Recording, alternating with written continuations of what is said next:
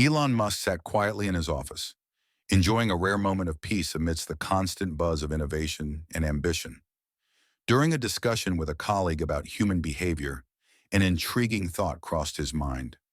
What would happen if people didn't recognize him? How would they treat someone who appeared to have nothing? The idea lingered, growing into an undeniable challenge. Weeks later, on a cloudy Thursday afternoon, he finalized his plan. The disguise would be simple yet effective. Secondhand clothes from a local thrift store, worn sneakers barely holding together, and a messy, unkempt wig. A small team of makeup artists worked to age his face, erasing the familiar features that adorn magazines and news outlets. The transformation was stunning. Elon Musk, the billionaire entrepreneur, now resembled an ordinary man who had fallen on hard times. He carefully chose his destination, the Copper Pine, an upscale restaurant in Santa Fe, New Mexico, known for its exclusivity and chic clientele. It was the perfect place to test his theory. This wasn't an experiment in humiliation, but an attempt to understand human nature. Would people see beyond the surface, or would appearances dictate their actions? Before leaving, he took one final look in the mirror. The face staring back at him was almost unrecognizable, a stranger's reflection. For the first time in years, he felt invisible, stripped of the identity that had defined him. Taking a deep breath, he stepped out the door, his heart racing faster than anticipated. The ride to the restaurant was uneventful, the city bustling as usual. Yet for Elon, every passing second felt charged with anticipation. As he approached the grand entrance of the Copper Pine, he hesitated for a brief moment, then pushed the doors open and entered. His experiment had officially begun. The Copper Pine exuded elegance. Chandeliers bathed the room in a warm, soft light. Tables were meticulously arranged, and the low hum of conversation mixed with the clinking of glasses. Elon's arrival caused a brief stir. Several patrons glanced up before returning to their meals. However, the staff was more observant. Their eyes darted toward him as he stepped carefully onto the polished floor, mindful of the scuff his worn shoes made. A hostess dressed in sleek black approached him, her professional smile faltering as she took in his appearance. "Can I help you?" she asked, her voice polite but strained. "Yes," Elon responded calmly, his voice gentle. "A table for one, please." The hostess glanced at the bar where a manager watched the exchange. Her smile faded even further. "We're fully booked tonight," she said quickly, her gaze shifting to a row of empty tables. Elon noticed her look but didn't speak, allowing the silence to stretch uncomfortably. From across the room, a young server named Anna noticed the interaction. She had been working at the Copper Pine for a few months, saving up for culinary school. Something about the man's demeanor caught her attention. Not pity, but curiosity. He wasn't just another drifter looking for shelter. "I can seat him," Anna said, stepping forward before the hostess could turn him away completely. The room went quiet for a moment, all eyes on her, including the manager, who frowned but remained silent. Elon offered Anna a small smile as she led him to a modest table near the kitchen doors. It wasn't the ideal spot, but he was grateful. "Thank you," he said sincerely. Anna nodded and placed a menu in front of him. "Take your time," she said warmly, ignoring the whispers that had started to rise around her. Elon observed the room with a keen eye. As he flipped through the menu, he noticed the varying glances from other diners, some curious, others filled with disdain. He overheard snippets of conversation speculating about who he was and why he was there. The staff seemed uneasy too. One server whispered loudly to another, "What's he even doing here?" Another added, "This is going to scare off the regulars." Elon kept his thoughts to himself, observing their reactions quietly. When Anna returned to take his order, Elon chose something simple, soup and bread. "That's all?" she asked, surprised but polite. "That's all," Elon replied. Anna didn't ask further questions and disappeared into the kitchen, leaving him alone with his thoughts and the silent judgment of the room. He could feel the weight of their stares, but it didn't faze him. If anything, it reinforced why he was there. People often spoke of kindness and empathy, but how often did they practice them when it truly mattered? As he waited for his meal, the tension in the room was palpable.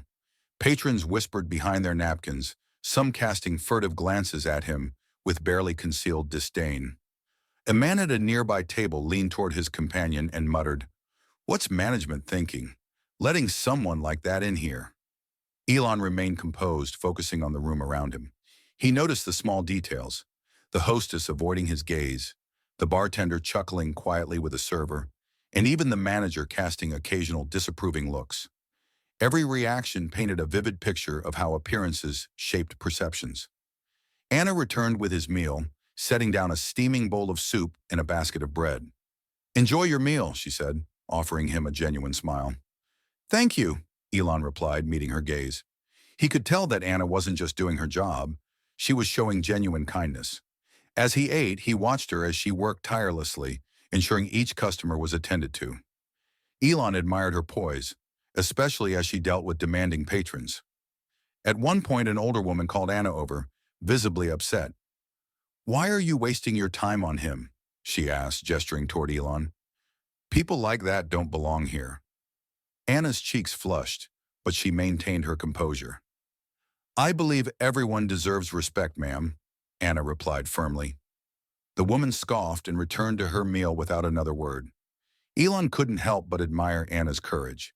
It wasn't easy standing up for someone whom society deemed unworthy, especially in a place like this.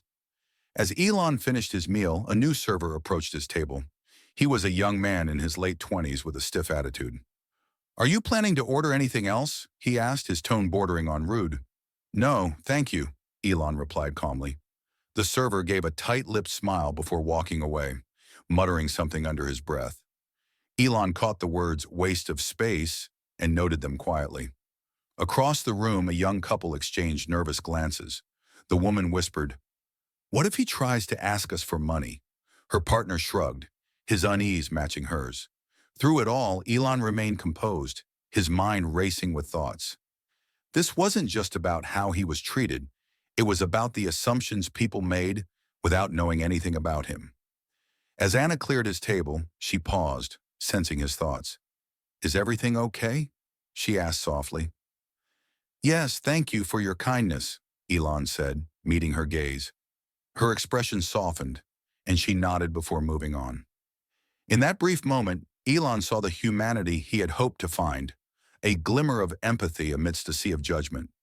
The experiment was revealing more than he had anticipated. The next phase would take things even further. As the evening drew to a close, Elon stood up from his table.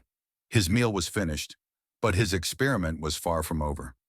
Slowly, he walked toward the center of the room. Every movement drew the attention of staff and diners alike. Anna, carrying a tray of empty glasses, stopped in her tracks, watching him curiously. The manager, who had been observing him all evening, approached briskly, clearly ready to escort him out. "Excuse me, sir," the manager began, his voice sharp. "If you're finished, I'll have to ask you to leave our establishment." Elon raised a hand gently, cutting him off. "I'll leave soon," he said calmly, his voice steady. "But before I go, I need to say something." The room fell silent. The diners, who had spent the evening sneering and whispering, now looked on with a mix of curiosity and irritation. Elon reached up and removed the wig that had concealed his identity. Gasps rippled through the room as his familiar face was revealed. "Yes, it's me," Elon said, his gaze sweeping across the room. "Tonight I came here not as the man you know, but as someone you wouldn't even spare a second glance. I wanted to see how people treat those they think are beneath them." The room remained eerily silent as the weight of his words settled over everyone. "I saw disdain," he continued. "I heard whispers. I witnessed judgment, all because of how I appeared." He paused, his voice tinged with disappointment. "But one person, only one person, treated me with kindness and respect." He turned to Anna, still standing frozen, her tray in hand. "Anna," he said, gesturing for her to step forward, "you didn't know who I was, but you treated me like a human being. That's the kind of character that truly matters." Anna's face turned bright red as she hesitantly walked toward him. "I was just doing my job," she whispered softly. "No," Elon replied, shaking his head. "You went beyond that. You showed empathy when it would have been easier to turn away." The diners looked at Anna, their expressions a mixture of guilt and admiration. Elon turned to the room. "To those of you who judge me tonight, let this be a lesson. Appearances are deceiving. The way you treat others reveals who you truly are." He reached into his pocket and pulled out an envelope, handing it to Anna. "This is for you," he said. Anna opened it carefully, her hands trembling. Inside was a handwritten note and a check for $50,000. She read the note aloud. "Anna, thank you for your kindness. Use this to follow your dreams. Culinary school, your own restaurant, whatever you choose. The world needs more people like you." Tears streamed down Anna's face as she read the final words. The room erupted in shock as she clutched the check. Elon turned to the manager. "And for this restaurant, consider this a reminder to foster a culture of respect for everyone who walks through your doors." The manager, flustered, nodded but said nothing. The room was filled with a stunned silence. As Elon made his way toward the exit, he turned back to Anna. "Never lose that spark of kindness. It's rare, and it's powerful." With that, he walked out, leaving the room full of people reflecting on their actions. As the evening wore on, the patrons of the Copper Pine remained in deep thought. The atmosphere had shifted. The lesson on kindness had been learned. And for Anna, the $50,000 was life-changing. But the real gift was the platform to advocate for compassion and inclusivity. The story of Elon Musk's undercover experiment spread worldwide, sparking conversations on empathy, judgment, and the importance of kindness. It was a reminder that true character shines brightest when least expected.